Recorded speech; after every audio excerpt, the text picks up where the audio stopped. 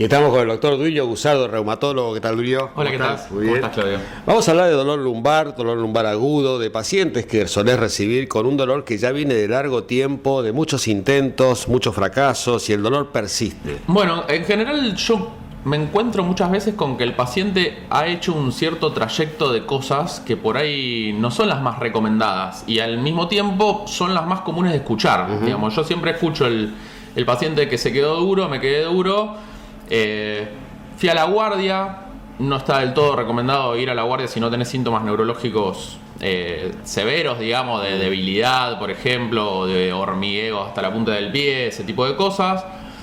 En el contexto de la guardia muchas veces se piden imágenes de urgencia que tampoco están indicadas, porque las imágenes nuevamente se indican ante la potencialidad de cuadros severos o de compromiso neurológico, como te decía recién, que la mayoría de los pacientes tienen un dolor localizado en la espalda, digamos, vamos a ser fácil. Si el paciente tiene un dolor de menos de 3 meses localizado en la espalda, por más que sea severo, que puede ser, digamos, la intensidad puede ser importante, la intensidad per se no es indicación de gravedad necesariamente, digamos. Uno puede tener un dolor incapacitante y que no sea, digamos, que sea una contractura muscular, por decirlo mal y pronto. Bien. Entonces, pedirle una imagen muchas veces termina complicando la cosa, porque a ese paciente en general, a los mayores de 50 años, lo hemos dicho, el 60% va a tener una hernia de disco o una degeneración discal de diferentes categorías. Muchas veces asintomática. Que hemos sabido que la mayoría de las veces son asintomáticas. Todas estas cosas, digamos, yo sé que las hemos dicho muchas veces en los programas, pero siempre las termino repitiendo en la consulta, entonces las sigo repitiendo también acá en estas entrevistas. El 5% de los dolores lumbares son por una hernia de disco. Claro. 5%. Y yo me encuentro con que 90% de mis pacientes vienen con una resonancia en la mano. Y digo, che, hay algo que no. Donde están culpando a esa hernia asintomática de ser la responsable del dolor y no lo es. Lo más común.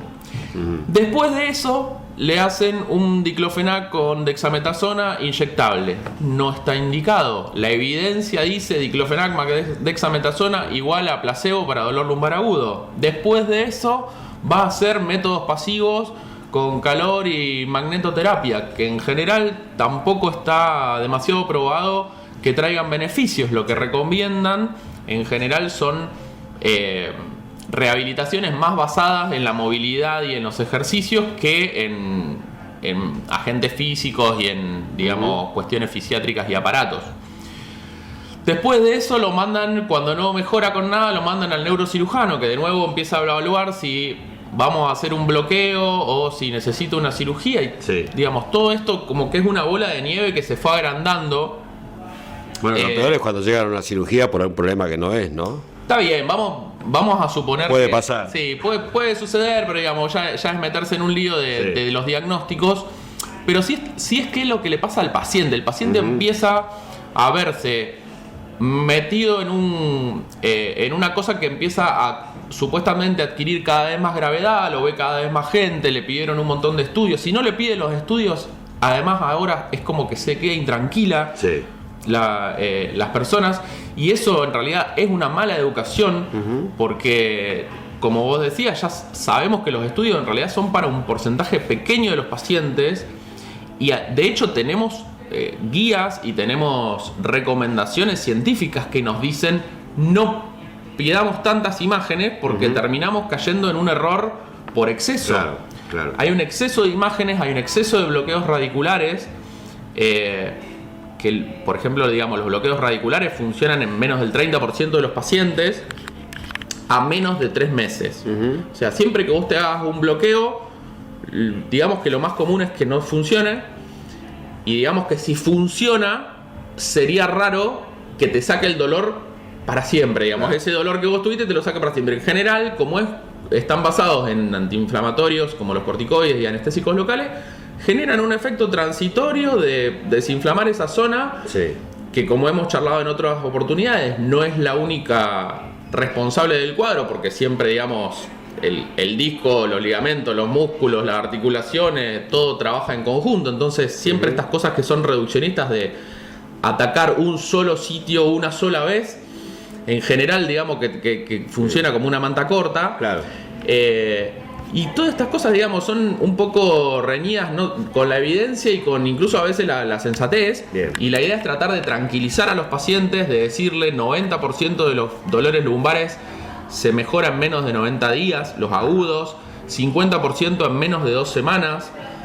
No dejen de moverse, no abusen de los antiinflamatorios. Bien. Es mejor consultar a un kinesiólogo que a un neurocirujano en los primeros 10 días.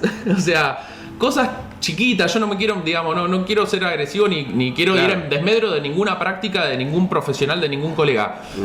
Sino, digamos, tratar de cuidar al paciente, porque el paciente muchas veces sí se encuentra en este especie de mundo en donde todo el mundo le recomienda todas cosas al mismo tiempo, donde siempre se tiende más a la preocupación que a la tranquilización. Siempre lo ideal es especialista, no siempre está al alcance en el momento que estamos con la crisis de dolor, ¿no?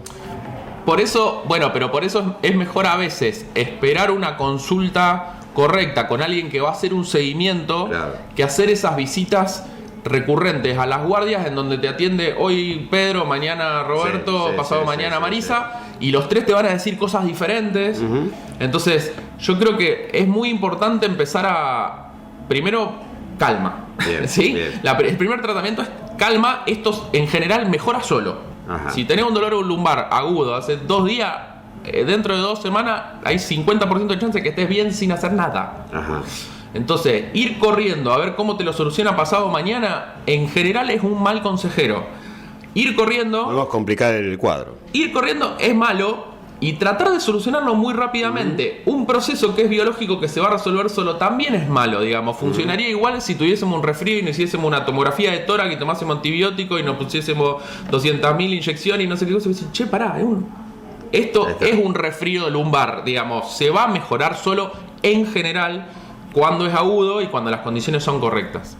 Bueno, el mejor consejo entonces, primero la calma y después saber elegir especialista que va a poder encontrar el tratamiento más adecuado. En dolor, por eso es importante, digamos, los que hacemos terapias regenerativas y los que hacemos educación en dolor, nosotros dirigimos posgrado de dolor en la UNR, también tenemos por lo menos esta visión que es un poquito más amplia por ahí y que puede llevar a resultados mejores. Perfecto. Bueno, Duilio, vamos a contarles a la gente dónde pueden consultar. Bueno, estamos acá en San Luis 2314, en el Centro de Ensamble Delta, y en Victoria, en el Centro Médico Las Colinas. Bueno, muchas gracias. Gracias, Claudia. Continuamos con más Televida.